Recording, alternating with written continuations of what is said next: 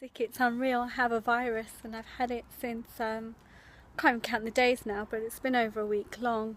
And yeah, I'm just trying to flush it out of my system. I'm on antibiotics, but not for the virus. I have a urine infection as well. That's quite a common thing with me.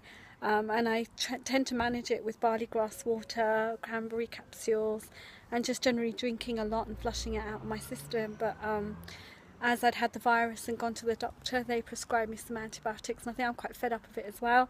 So yeah, I'm on the antibiotics now. Hey, reaction to come along soon. I do react to antibiotics, I'm afraid, so that's why I don't like to take them. I try to deal with things naturally. You can hear it because I'm so asthmatic with it as well. There was a suggestion on one of my last extension vlogs to try and clear up the garden because it's such a mess, and behind that, where is my fingers, there it is, behind that sort of corner there's even more mess. And yeah, with the weather being so nice, it was suggested that I clear up the garden a little bit just for my own sanity, to get a little place of heaven. So I already have that little place of heaven. I kind of kept this area clear, just for me to sit down in and to chill out, and I've got all my favourite plants all put in the one area. It's my beautiful azalea there. I've never been able to keep azaleas before. It used to live over against that wall there, and it used to not do very well at all. I can't even remember it flowering apart from the time when we bought it, and Abdul's gone and chucked it in a pot and brought it over in this corner. It's actually doing really, really well. So yeah, I'm just sitting here surveying the property and just looking at it. Let me turn over so you can see. I'm just looking at the whole house thinking, wow, it looks really, really huge. And now I'm just sort of sitting thinking, how will I live in it? How am I gonna put my things, where am I gonna put my things? That little loft window there, I really have no idea why Abdul put loft windows in. We're not using that as a loft space other than for storage of the old baby things. There's nothing in there. And it was really pointless putting a little window there. There's one matching on the opposite side in the front of the house. And I think to myself, well, now everything is going to heat up. The sun's just going to stay right on it. The sun is literally just above here out in the corner. And it's this part of the house is always in the sun. So it doesn't make sense. And, there is no possibility of making a room there because the eaves just, they're not high enough. So you only have like a small area that's got enough headroom, and then it just starts coming down. So that seems really pointless. That room up there is going to be my new office, and that room's slightly bigger than the one in front, and there's a bathroom between the two. And I'm just thinking it's going to be so nice sitting here because I'll be able to see, there's going to be a glass bifold door here, and I'm going to be able to see right through to the front of the house from that hallway there. So that's pretty awesome. I'm really excited. I'm like really, really excited at this stage. The roof's on, everything's done. Phase 1 is almost complete. What we're doing now is working on phase 2. If you look over here, there's like pipes here. I think Abdul's now laying in the pipe work, the main pipe work for the new bathroom. So looking forward to them going in, because that means that we can get a working bathroom in. Then we can take out the bathroom we've got, which is there, because that's moving to the front of the house right next to my bedroom, which I'm not too keen on. But once that's in there, then Zahir they can start knocking through, and Zahir can move into his new room. So yeah, I think another for a month away at the rate that we're going in. We're very, very, very slow. And this beautiful plant here, I think needs to be chopped down. Whoops, I just knocked the phone. That needs to be chopped down. I think it's gone way too big. I love gardening. I really adore gardening. I'm very much an outdoors person, so when I move house, which I've moved houses many, many times, I kind of take the plants with me. But this one here is an Acer, and it came in when we moved here. No, it didn't. It actually came in a couple of years ago. Abdul kind of saw this Acer.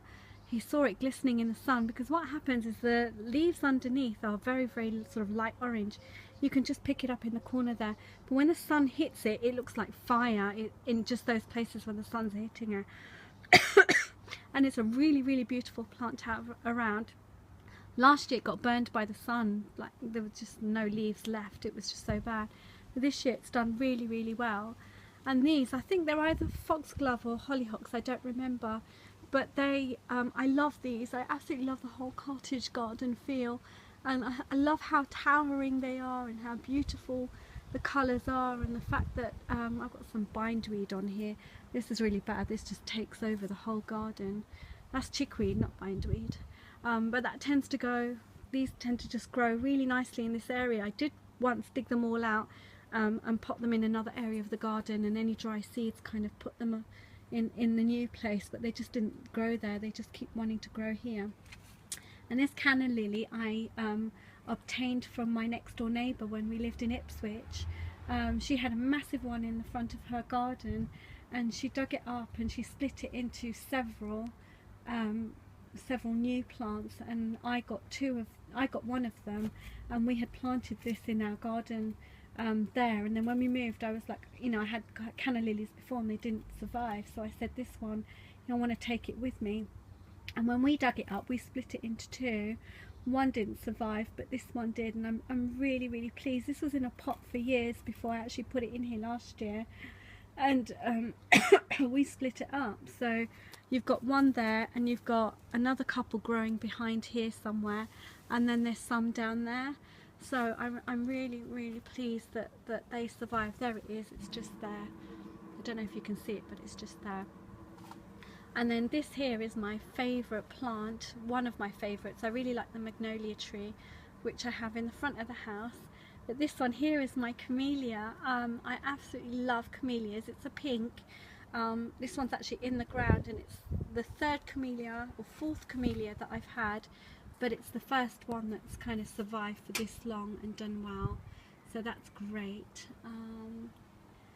Have my strawberries in there that come back every year, and we love strawberries, so that's pretty awesome that they survived.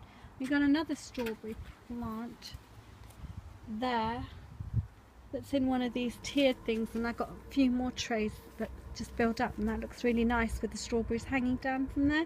And I have that sitting on this table here, so when you're inside the house and you're looking out, you see those strawberries and it just tempts you to come out here. There's a rose in here which we pulled out of the ground because it was on the site where the extension now is.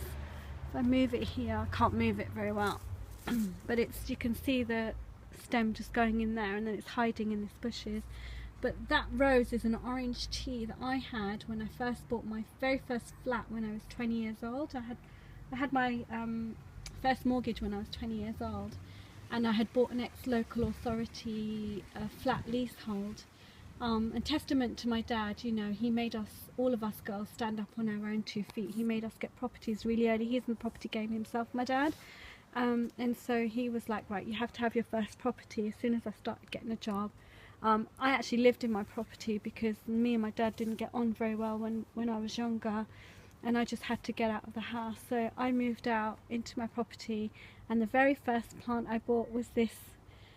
So this has been in all of the houses that I've lived in.